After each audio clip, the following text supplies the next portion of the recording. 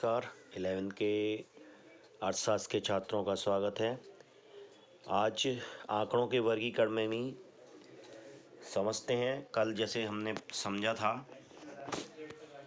कि अगर से कम संचयी आवर्ती आवंटन है और तो वास्तविक आवंटी आवंटन क्या होगा, यही हमने बस देखा था कि लेस देन 40 और हम इसको बता सकते हैं। जैसे लेस देन 10 है तो इसका 40 है।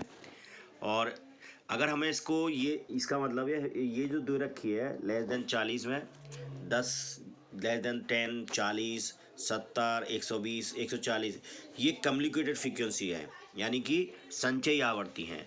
तो वास्तविक में ये होगी किस तरह की, वो इस तरह की होगी, वास्तविक आवर्ती आवंटन। तो हम यहाँ 0 से 10, 10 से 20, 20 से 30, 30 से 40 और 40 से 50 इस लेस देन। तो ये लेस देन का मतलब है लेस देन 10, तो इसका मतलब 0 से 10 तक। लेस देन 20, इसका मतलब 10 से लेकर 20 तक। अब बात करते हैं कि इसकी फ्रीक्वेंसी हम किस तरह से निकालेंगे। तो 40 माइनस 0, यानी कि पहली फ्रीक्वेंसी जो होगी वो 40 माइनस 0 होगी। ऐसी स्थिति में 40 ही होगी।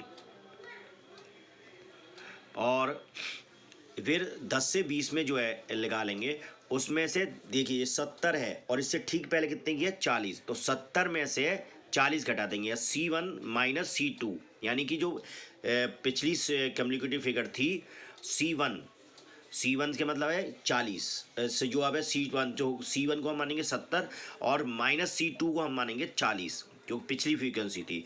तो इस तरह से 70 माइनस 40 करके 30 फ्रीक्वेंसी 10 से 20 के बीच में आ जाएगी, 20 से 30 के बीच में आएगी। 120 है यहाँ पर दिखा रखा है, और 120 तो इस C1 हो गई और 70 हो गई C2, यानी कि इससे ठीक पहले वर्गांतर की लोअर लिमिट। इसी तरह तो 120 में 70 गए तो 50 बचे। फिर इसी तरह 140 में से 120 से घटा देंगे, 150 में से 140 घटा देंगे, तो टोटल इस तरह की जो फ्रीक्वेंसी, जो वास्तव में ये फ्रीक्वेंसी निकल कर आएंगी। ये हमारे पास कम्युनिकेटिव फ्रीक्वेंसी थी, यानी संचयी आवर्ती थी और संचयी आवर्तियाँ थी। और अब हमने निकाल लिया वास्तविक आवर्ती, ये कहलाती है। इस तरह से हम वास्तविक आवर्ती निकाल सकते हैं। तीसरी बात, अब बात करते हैं इसकी टिप्पणी समझ लेते हैं। इसमें समझने वाली चीज़ जो है वो समझते हैं। वर्गांतरों का निर्धारण करते समय निकटतम वर्गाकार के विस्तार को ध्यान में रखेंगे। से कम संचयी आवर्तियों में से वास्तविक आवर्तियों की गणना करते समय पहले वर्ग की आवर्ती वही रख ली जाती है, यानी हमने जैसे कहा था पहले वही रख ली गई। जैसे 0 से 10 वाली में हमने 40 माइनस 0 करा, इसका 40 रख लिया।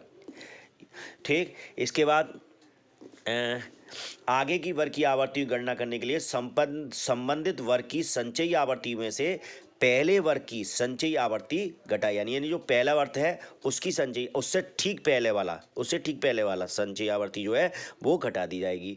आवर्ती की गणना के लिए C1 माइनस C सूत्र का प्रयोग हमने यहाँ पर करा सकते हैं। तो C1 का मतलब है संबंधित वर्ग की संचयी आवर्ती, यानी कि जो वर्ग हमारा है उसकी संचयी आवर्ती जो है वो। C0 का मतलब है संबंधित वर्ग से पूर्व वर्ग की संचयी आवर्ती, यानी कि C1 में से C0 को घटा देंगे। ये इस तरह से हम ये फ्रीक्वेंसी वास्तविक आवर्ती आवंटन निकाल सकते हैं। तो C1 का मतलब संबंधित वर्ग की संचयी आवर्ती, और C0 का मतलब है संबंधित वर्ग से पूर्व वर्ग की संचयी आवर्ती, पूर्व वर्ग की, यानी कि 120 की, जैसे कि 120 से पहले है 70, तो 120 में से 70 यहाँ घटाकर इसकी 20 से 30 वाली में हमने 50 निकाला। इस तरह से हम ये वास्तविक आवर्ती आवंटन निकाल सकते हैं। पहली वर्ग की स्थिति में C0 को हमने शून्य मान लिया है, इससे कोई पहले आवर्ती नहीं है, इसलिए यही आवर्ती यहाँ काम करेगी। अब बात करते हैं से अधिक संचयी आवर्ती की। जैसे ये वाली से अधिक, अगर मोर देन 0 तो कहता तो इसकी और 150 कह रखा है। इसी तरह more than 10, more than 20, more than 30, more than 40, इस तरह की ये जो दे रखी हैं 110, 150, ये सारी क्या दे रखी हैं, संचयी आवर्ती, CF, यानी कि संचयी आवर्ती दे रखी हैं। तो हमने इसके वर्गांतर बना दिए 0 से 10, 10 से 20, 20 से 30, 30 से 40, 40 से 50। अब वही काम हम उल्टा, जैसे हमने अब यहाँ क्या करेंगे, C1 में से C2 हटाएंगे, यहाँ पर नया सूत्र प्रयोग करेंगे और करेंगे क्या, C1 में से C2 घटाएंगे। C1 का मतलब है संबंधित वर्ग की संचयी आवर्ती, और C2 का मतलब है अगले वर्ग की संचयी आवर्ती, यानी कि अगला वर्ग जो है उसकी संचयी आवर्ती। तो देखते हैं यहाँ पे, देखो जैसे कि यहाँ पर संचयी आवर्ती थी 150, 150 में से हमने 150 से ठीक पहले की आवर्ती, यानी कि बाद 150 इसकी आवर्ती है, संचयी आवर्ती, तो 150 से 150 तो आ गई C1, C1 क्या होगी, जो इस वर्गांतर की आवर्ती, संचयी आवर्ती, उसमें से हमने 110 कौन सी घटाएंगे, जो हमारा दूसरा आया है, दूसरे वर्ग की जो संचयी आवर्ती है 110, उसको यहाँ घटा के हमने 40 प्राप्त कर लिया। इसी तरह यहाँ पर देखिए 10 से 20 में हमने क्या करा, 110 हमारा वो क्या आ गया, इस वर्ग की आवर्ती हो गई, ये मोर देन 10 वाले में। तो अब मोर देन में, और अगले वर्ग की आवर्ती है 80, तो 80 यहाँ घटा लिया, 110 में 80 गए तो 30 बचे, इस तरह से।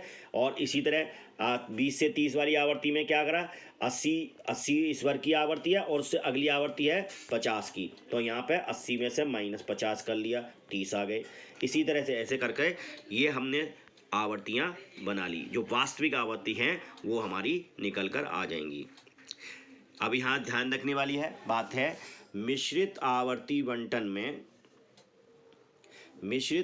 बंटन की स्थिति में आवर्तियों का निर्धारण अत्यधिक सावधानी से करना चाहिए। ऐसे आवर्ती बंटन की आवर्ती F तथा संचयी आवर्ती CF कॉलम दोनों ही एक साथ बनाए जाते हैं, तथा जिस रूप में आवर्तियां आपको प्रश्न से में प्राप्त हों उन्हें यथास्थान दिखाकर संबंधित वर्गांतर को आवर्ती ज्ञात करें। दूसरे तरीके से आप स्केल के माध्यम से भी वर्गांतर की आवर्ती ज्ञात कर सकते, यानी कि जिस वर्ग पर है उसका रख लीजिए स्केल, और उसके सामने ही जो उसके सामने आएगी वही उसकी आवर्ती होगी। अब एक चीज़ और समझते हैं, एक एग्जाम्पल हम इस उदाहरण को समझते हैं।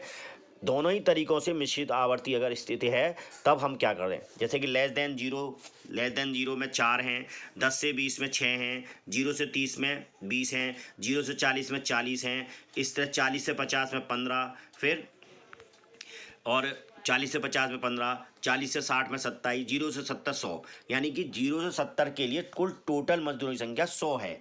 तो अब हम इसको फ्रीक्वेंसी बनाएंगे, तो किस तरह से बनाएंगे, देखिए 0 से 10 पहला वर्गांतर बनाना है 0 से 10 का, तो 0 से 10 में 4 थे, 4 हमने लिख दिए।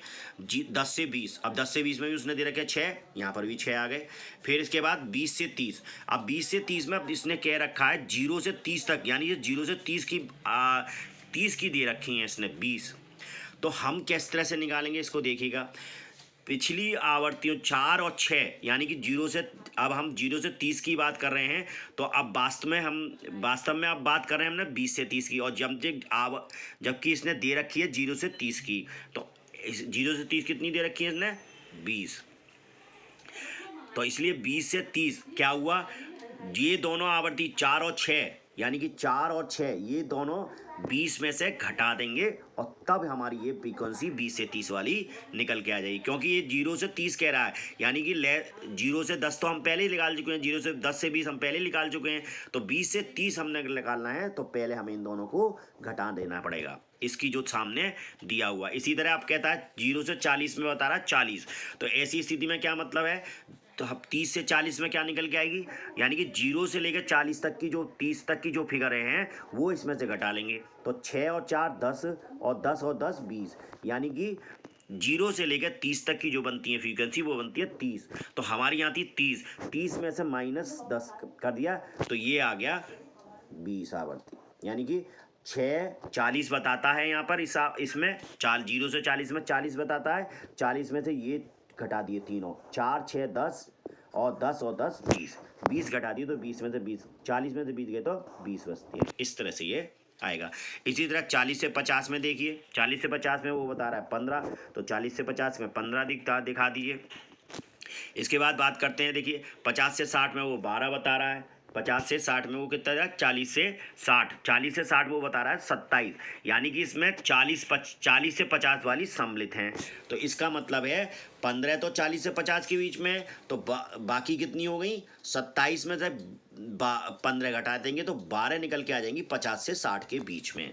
और इसी तरह 60 से 70, अब कहता है 0 से 70 उसने दे रखी है 100, तो अब हम इसका मतलब 0 से लेकर 70 तक हमारे पास 60 तक की स्थिति पहले ही आ चुकी है, तो इसका मतलब है 100 में से ये 27 पहले आज घट जाएंगे, यानी कि 27 ये, 20 ये, 30 ये और 6 4 ये दे, टोटल घट के 67 आ जाते हैं। 67 में से 100 में से अगर 67 घटाएंगे तो हमारे बचेगा 33, तो वही आवर्ती इसमें दिखा देंगे, यही आवर्ती हमने यहाँ दिखाई है दी है। जब आप इसका टोटल करेंगे कम्युनिकेटिव फ्रीक्वेंसी का तो 100 ही आएगा, ये चेक करने की स्थिति में 100 ही आएगा, ध्यान रखिएगा।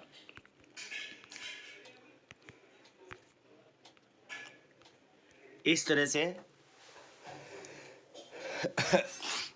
ये चीज़ आपने देखा, आंकड़ों का वर्गीकरण। आज ये पाठ समाप्त होता है, धन्यवाद।